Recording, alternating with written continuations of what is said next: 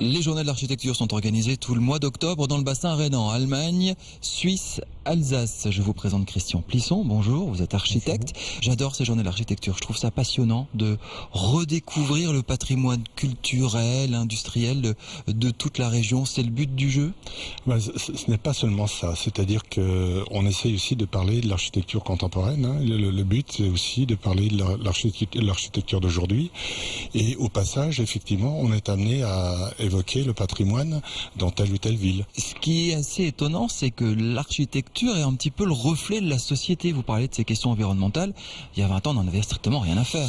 Aujourd'hui, ça ressort. C'est nouveau. Excusez-moi de ne pas être d'accord avec ça. Je pense que les architectes qui ont vraiment exercé correctement leur métier étaient très sensibles à ces questions depuis très longtemps, bien sûr. L'architecte doit être précurseur de quelque chose ?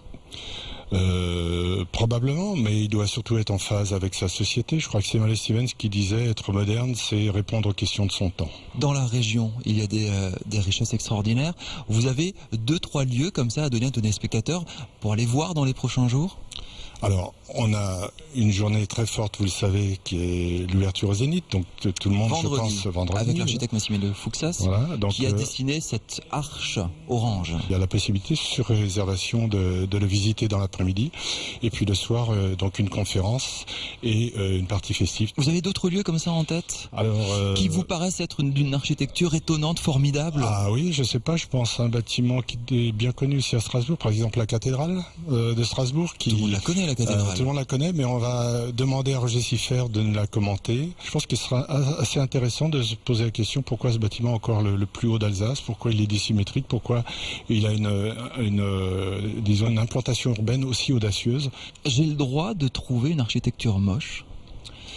J'ai le droit de dire que le Zénith est moche, que la tour de chimie est moche, ou je ne comprends pas, c'est un petit peu comme l'art, je vois un tableau, ça m'évoque rien. Oui, mais je pense que la comparaison est assez bonne, c'est-à-dire qu'effectivement, tout travail artistique demande aussi un travail de préparation, d'explication, et notre travail, nos interventions consistent à expliquer aux gens, effectivement, pourquoi nous on considère que tel bâtiment peut être très moderne, trop moderne pour certaines personnes, s'inscrit au contraire très très bien dans un site ancien par exemple.